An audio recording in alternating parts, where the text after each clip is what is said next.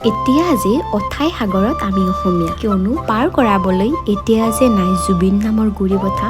ৰাইজ আমাৰ দাদাই যে এতিয়ালৈকে ন্যায় পোৱা নাই সেই কথাটো আমি পাহৰিব নালাগিব জয় জুবিন দা জয় আই অসম জুবিন দা আৰু মৃত্যু কেনেকুৱা এটা নিমিলা কথা ন আমি অসমবাসীয়ে কেতিয়াও সম্পূৰ্ণতো নভবা ঘটনা এটা আমাৰ লগত এনেকৈ কেতিয়াবা ঘটি যাব বুলি কেতিয়াও কল্পনা কৰা নাছিলো বাৰু জুবিন দাৰ মন্দিৰৰ পৰা ওলাই ইয়া প্ৰথমে মই খালো ওচৰতে থকা এখন হোটেলত এটা চিঙৰা কিয়নো ৰাতিপুৱা একো খাই অহা নাছিলো বহুত বেছি ভোক লাগিছিল আৰু তাৰ পিছত খালো মোৰ অন্যতম প্ৰিয় বস্তু আমলখি আৰু মধুৰিআমৰ এটা চাট ইমান বেছি টেষ্টি আছিলে ৰাইচ চাটটো মই দুটা লৈছিলো এটা মানে বেহাৰ দিছিল আৰু এটা বেহাৰ নিদিয়াকে লৈছো যিহেতু খালী পেটত আছো ন বেহাৰটো অন্যায় কৰিব বুলি মই এটা বেহাৰ নিদিয়াকে খালো দুয়োটাই বহুত বেছি টেষ্টি আছিলে ৰাইচ এইখিনি খাই লৈ আমাৰ ঈশ্বৰ পুত্ৰজনক আকৌ লগ পোৱাৰ আশাৰে ঘৰমুৱা হলো তো আজিলৈ বাই বাই ৰাইচ নেক্সট আকৌ এটা মিনি ব্লগত লগ পাই আছো